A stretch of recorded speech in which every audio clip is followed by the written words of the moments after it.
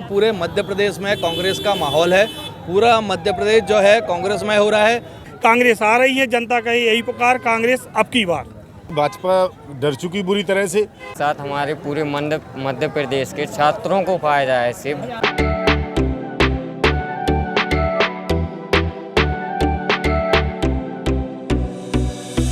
इस खबर के प्रायोजक हैं बनी ठनी ब्यूटी, जहां पर दुल्हन मेकअप, वाटरप्रूफ मेकअप, लहंगे, कॉस्मेटिक सामग्री, डिजाइनिंग ब्लाउज, बुटीक इत्यादि का काम किया जाता है।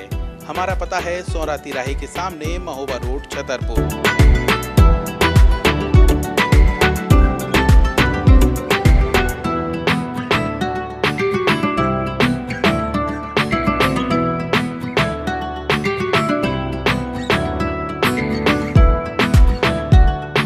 नमस्कार, आप सभी का स्वागत है वरदान एक्सप्रेस पर। मैं हूं लोकेश चौरसिया। वरदान एक्सप्रेस के खास कार्यक्रम बोलो भैया जी में आप सभी का स्वागत है।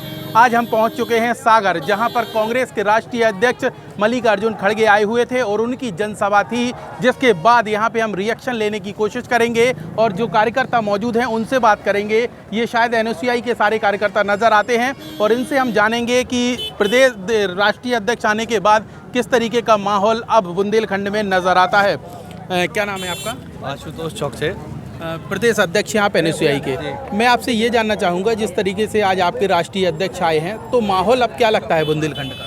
देखिए, निश्चित तौर पर माहौल सिर्फ बुंदेलखंड में नहीं, जो कि पूरे मध्य प्रदेश में कांग्रेस का माहौल है। पूरा मध्य प्रदेश जो है कांग्रेसमय हो रहा है। और आज हमारे जो कांग्रेस पार्टी के राष्ट्रीय अध्यक्ष हैं मल्लिकार्जुन खड़गे जी, उनके बुंदेलखंड का जो सेंटर पॉइंट है सागर, यहाँ आने से निश्चित तौर पर जो है कांग्रेस का माहौल एकदम पूरा बुंदेलखंड में कांग्रेसमय हो गया है। और मंच से आज हमारे जो नेता हैं खड़गे जी, उन्होंने एक बहुत बड़ी, चूँकि मैं एक छात्र संगठन से आता हूँ, बहुत बड़ी घोषणा जो है मंच के माध्यम से करके गए हैं कि अगर यहाँ पर जो है कांग्रेस की सरकार बनती है तो बुंदेलखंड को, सागर को रविदास यूनिवर्सिटी के नाम से यहाँ पर एक विश्वविद्यालय जो है कांग्रेस पार्टी देने वाली है। ये हम लोगों के लिए, छात्रों के लिए निश्चित तौर पर एक उत्साह का विषय है। वो रविदास जिनको सागर को, जिनकी वजह से जाना जाता है और उनकी एक अहम भूमिका हमारे देश में, प्रदेश में रही है, तो निश्चित तौर पर हमारे प्रदेश का वो गौरव है। उनके नाम पर अगर यहाँ विश्वविद्यालय खुलता है तो निश्चित तौर पर ये हम सब छात्रों के लिए गर्व की बात होगी। हमारे नेता कमलनाथ जी ने जो 5 गारंटियाँ का ऐलान करा है, उनको गारंटियों को फिर से दोहराते हुए माननीय खड़गे जी ने जो है यहाँ की जनता से आह्वान करा है कि अगर वो कांग्रेस की सरकार बनाते हैं, भारतीय जनता पार्टी की, जो कि 20 साल की झूठ, मक्कारी और घोटालों की सरकार है, जो छात्रों को हनन करने वाली सरकार है, आमजन और किसानों का हनन करने वाली सरकार है, इनका जो हनन करने वाली सरकार है, निश्चित तौर पर इसका जो है भंडाफोड़ कर 2023 में कांग्रेस की सरकार बनने वाली है। मध्य प्रदेश का गढ़ क्यों सागर बनता जा रहा है? भाजपा की बात करें तो वो भी राष्ट्रीय अध्यक्ष हो या अमित शाह हो, वो सभी आके यहाँ पे सभाएं कर रहे हैं और इसके बाद अब कांग्रेस भी सभा कर रही है और ये जो संत रविदास जी हैं, इनको सामने लाकर राजनीति कर रही है। क्या वजह है? देखिए, हमारे लिए कोई भी संत, महात्मा या भगवान जो है वो आस्था का विषय है, ना कि राजनीति का विषय है। राजनीति अगर किसी भी संत, महात्मा और भगवान पर और राम पर और हनुमान पर अगर कोई करने का काम करता है तो वो निश्चित तौर पर भारतीय जनता पार्टी इस बात से कोई अछूता नहीं है, कोई अज्ञान नहीं है। हर व्यक्ति को पता है कि दिल में राम, बगल में छुरी का अगर किसी का काम है तो वो भारतीय जनता पार्टी का काम है।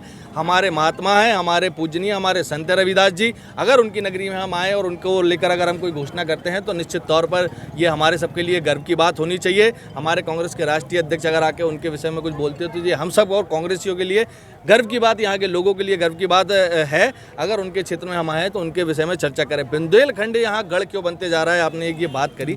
निश्चित तौर पर बुंदेलखंड जो है वो मध्य प्रदेश का एक अहम हिस्सा है। बुंदेलखंड को ना सिर्फ मध्य प्रदेश में, पूरे देश में जो है एक तवज्जो की नज़र से, एक अलग दृष्टि से देखा जाता है, क्योंकि बुंदेलखंड की चाहे भाषा हो, चाहे बोली हो, चाहे महत्व रहा हो शुरू से बुंदेलखंड का, वो पूरे देश में हमेशा से आकर्षण का केंद्र रहा है। तो निश्चित तौर पर बुंदेलखंड को जो है सब लोग अपना अहम हिस्सा समझते हैं। यहाँ पर निश्चित तौर पर 27 से 28 सीटें हैं। हमारे राष्ट्रीय अध्यक्ष जी ने और हमारे नेताओं ने यहाँ से घोषणा करी है कि निश्चित तौर पर हम लोग जो है यहाँ पर 27-28 सीटें इस बार बुंदेलखंड में जीतने वाले हैं। संत रविदास को लेकर राजनीति हो रही है बुंदेलखंड में, खासकर बीजेपी ने ये घोषणा करी कि हम यहाँ पे बड़ा मंदिर बना के देंगे और आज कांग्रेस ने घोषणा कर दी हम यूनिवर्सिटी बना देंगे। तो ये क्या चल रहा है आजकल? देखो, संत रविदास जी को मैं सबसे पहले प्रणाम करना चाहता हूँ। उनका एक ही कहना था कि संत रविदास कहें कोई भूखा ना सोए। उनका सिर्फ उद्देश्य ये रहता था कि जाति से उठकर हम एक दूसरे को अछूता ना समझे, एक दूसरे का प्रेम भाव रखें आज आप देख रहे हैं कि जैसे हमारे कमलनाथ जी ने बताया है कि 2019 में ही उन्होंने अपने संत हरिदास के लिए बोला था, लेकिन कहीं ना कहीं भाजपा को ये भय है कि बुंदेलखंड उनके हाथ से खिसक रहा है, इसीलिए वो बुंदेलखंड में बार बार आम सभा कर रहे हैं। कहीं ना कहीं उन्हें भय तो सता ही रहा है कि सरकार जा रही है, कांग्रेस आ रही है, जनता का यही पुकार, कांग्रेस अब की बार। ये जो मंथन हुआ है आज कांग्रेस का, इससे क्या सार निकल के आने वाला है? इससे ये सार निकल के आया है कि भाजपा डर चुकी बुरी तरह से। आप देखिए आम जनमानस कितना जो है जोरदार स्वागत किया हमारे नेताओं का। इनका उद्देश्य ही है कि इस सरकार को बदलना है। आज देखिए आप हमारे बुंदेलखंड से अभी निधि चतुर्वेदी यहाँ का पूरा जायजा ले रही थी। 3 दिन पहले से उन्हें केंद्रीय नेतृत्व ने जवाबदारी दी थी। यहाँ तो बदलाव का है बिल्कुल। आप एक मानिए 100% सरकार बदलनी है इन भ्रष्टाचारियों की। आप युवाओं को क्या फ़ायदा मिलेगा? चुनाव नज़दीक आ गया है, भाजपा भी यहीं आ रही है, कांग्रेस भी यहीं आ रही है, तो सागर के लोगों को क्या फ़ायदा होगा? देखिए, सागर के साथ साथ हमारे पूरे मध्य प्रदेश के छात्रों को फायदा है, सिर्फ हमें फायदा नहीं या किसी व्यक्ति को। छात्र सब बेरोजगार हैं, बेरोजगारी बढ़ रही है। बिल्कुल बेरोजगार हैं। जब हमारी कांग्रेस की सरकार आएगी, मध्य प्रदेश में कमलनाथ जी आएंगे, तो फिर रोजगार भी आएगा। और जब तक भ्रष्टाचारियों की सरकार है तो ऐसे ही बेरोजगार रहेगा।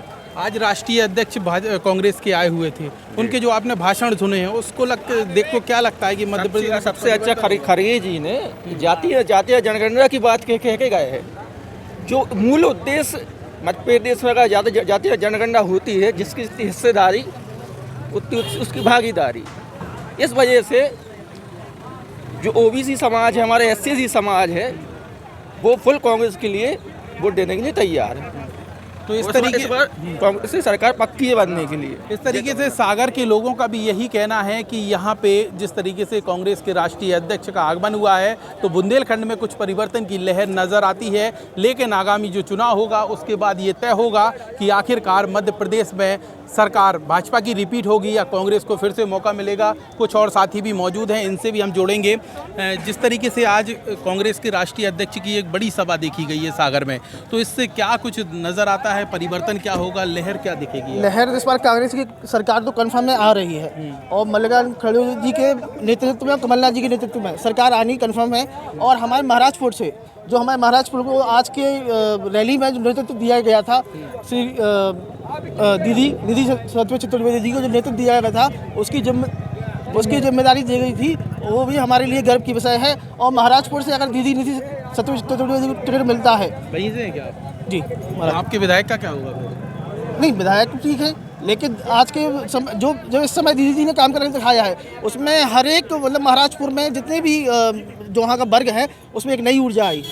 आपको क्या लगता है कि आज की जो सभा हुई है इससे क्या लोग समझेंगे, क्या परिवर्तन? कांग्रेस में परिवर्तन, भाजपा जाने वाली है, कांग्रेस आने वाली है, परिवर्तन की लहर है और हम सब कार्यकर्ता इसी के लिए आए थे।